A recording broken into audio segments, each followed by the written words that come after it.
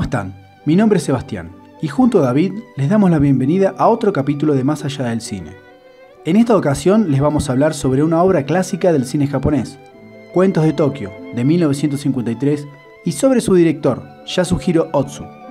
Este film en lo particular está considerado como una obra maestra, puesta a la altura de películas como Vértigo de Alfred Hitchcock o Ciudadano Kane de Orson Welles.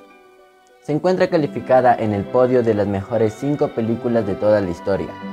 Para ponernos en contexto, les contaremos que Yasuhiro Ozu nace en la ciudad de Tokio el 12 de diciembre de 1903. Siendo un estudiante, aprovechaba toda ocasión para escaparse del colegio, meterse en las salas de cine y disfrutar de sus amadas películas americanas, una de sus principales influencias culturales. Empezó rodando dramas de época, pero luego se especializó en comedias y dramas sociales. Ambos géneros le sentaron muy bien. Su película Y sin embargo hemos nacido, de 1932, lo consagra como un director en su ambiente natal. El clima social estaba atravesado por la Gran Depresión, y estas películas ayudaban a distraer al pueblo. El público había comenzado a consumir cine producido en el país, y esto fue estimulando que aparecieran ciertos géneros específicos de mejor aceptación por parte de los espectadores. Lamentablemente, para esta época ya se podía ver en el horizonte que Japón iba preparándose para futuros combates. Su ambición de expandirse por fuera de la isla llevó a Ozu por caminos que no esperaba. Desde mediados de los años 30, Ozu tuvo que interrumpir sus producciones debido a diferentes tareas impuestas por el gobierno imperial japonés. Se ve obligado a participar en la Segunda Guerra Mundial. Es capturado, hecho prisionero y regresa en el 46. Japón había dejado de ser un imperio y pasó a transformarse en un mar de miseria. Las fuerzas de ocupación del ejército americano se quedaron en Japón por 6 años, estableciendo un control muy fuerte sobre el territorio y hasta de censura en todo el ámbito de la cultura. Algunas de las obras de este autor, junto con otras películas que eran parte de la memoria del cine japonés, fueron destruidas por los organismos de control americanos, lo que debe haber creado fuertes contradicciones en Yasuhiro, ya que quienes lo habían influenciado en el cine ahora trataban de imponer sus películas por encima de las producciones japonesas. En este escenario, Ozu vuelve a la creación de películas, con innovaciones reconocidas tardíamente por Occidente. En primer lugar, el punto de vista es casi siempre muy bajo, y en segundo lugar, la cámara se queda casi siempre estática, no se mueve para nada. Me explico. El cine es un lenguaje audiovisual donde imagen y sonido se combinan para comunicarnos una historia, un relato, una idea. El ritmo y el movimiento, cómo vemos los espacios, cómo apreciamos los sonidos, las voces y sus tonos. Hasta los colores pueden funcionar de distintas formas dependiendo de cómo los mostremos y qué intentamos decir con ellos. Importa mucho quién está usando este lenguaje. Yasuhiro Ozu coloca la cámara como si la sentara en el suelo. Esta manera de armar el encuadre nos posiciona como si estuviéramos sentados en el piso, y este detalle tiene un gran valor, ya que en la cultura japonesa este punto de vista es considerado como natural. Acostumbrados a mirar cine de Occidente, el punto de vista que nos parece natural posiciona a la cámara a la altura de los ojos por encima de nuestra cintura. Con Yasuhiro Ozu estamos mirando todo desde otro punto de vista. Nos coloca junto a sus personajes, habitando con ellos sus espacios, percibiéndolos desde su perspectiva. Estos espacios que mencionas también son importantes. Dentro de sus límites es donde se van desarrollando los hechos que le dan forma al relato audiovisual. Cuando un director arma un encuadre, toma una decisión, decide lo que nos va a mostrar y lo que no. Es decir, hace un recorte de la realidad. Y aquí tenemos su segunda innovación.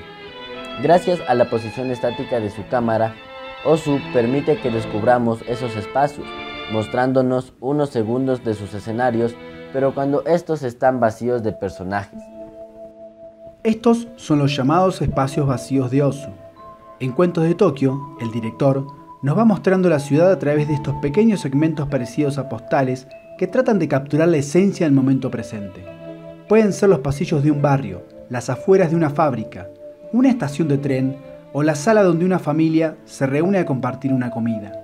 Los momentos en que nuestros espacios cotidianos están vacíos pueden seguir hablando de nosotros y de nuestras costumbres. Por lo general, estos planos eran usados a modo de transición para que sus personajes entren y salgan de escena. Por otro lado, la forma en que percibimos el tiempo también es algo cultural, y el ritmo de esta obra fílmica está de alguna manera afectada por la presencia de estos espacios vacíos que nos obligan a mirar la realidad representada de una manera contemplativa. Todo aquello que tomamos por cotidiano, Ozu lo transforma en su puesta en escena y lo relaciona con la historia que nos va relatando. Al contrario del gran despliegue de cortes y movimientos de cámara que se pueden ver en otros cines, este director deja la cámara estática, y si sumamos estos planos al ritmo que tienen las escenas de diálogos, la narrativa se nos puede presentar como algo lenta y pesada. Pongamos nuestra atención sobre Cuentos de Tokio para poder ver de qué estamos hablando con algunas escenas como ejemplo. Cuentos de Tokio se trata de una pareja de ancianos que viaja desde una zona rural hasta la ciudad de Tokio para visitar a sus hijos. Estos se fueron muy jóvenes a la ciudad y sus valores han cambiado. Reciben la visita de sus padres, pero no los toman verdaderamente en cuenta. Los ancianos se sienten relegados dentro de su familia y se refugian bajo el cuidado de su ex nuera, que también reside en Tokio. Para no sentirse como un estorbo, deciden regresar a su pueblo. Este relato es una especie de metáfora sobre la situación social del Japón en la posguerra. La sociedad está conmocionada, aturdida por las nuevas metrópolis en las cuales todo se construye sin pensar en el pasado. La vida aldeana de los ancianos no tiene lugar en el nuevo Tokio. Esta discusión entre lo tradicional y el avance de lo moderno también es propio del discurso de Yasuhiro Ozu. El comienzo de esta obra es un hermoso ejemplo en el que podemos apreciar claramente sus aportes al lenguaje cinematográfico. Un día más comienza en el pueblo de Onomichi. Vemos su puerto, a los niños caminan al colegio y a lo lejos oímos llegar al tren. Su silbato resuena firmemente en el ambiente. Luego divisamos una pequeña casa desde lejos para meternos dentro y conocer a la pareja de ancianos protagonistas de esta historia. En toda esta escena de introducción, la cámara no se movió nunca de su eje, presentándonos a sus personajes desde la cotidianidad de su vida, permitiéndonos también un acercamiento a la realidad de la cultura japonesa. Y así hemos llegado al final de este podcast. Me permito junto al Sebas recomendarles esta gran obra y espero hayan disfrutado este pequeño paseo por la vida de uno de los grandes directores de cine de todos los tiempos. La magia de las películas nos permite conocer culturas y enriquecernos con otras narrativas y mundos visuales. Este fue otro capítulo de Más allá del cine. Hasta la próxima.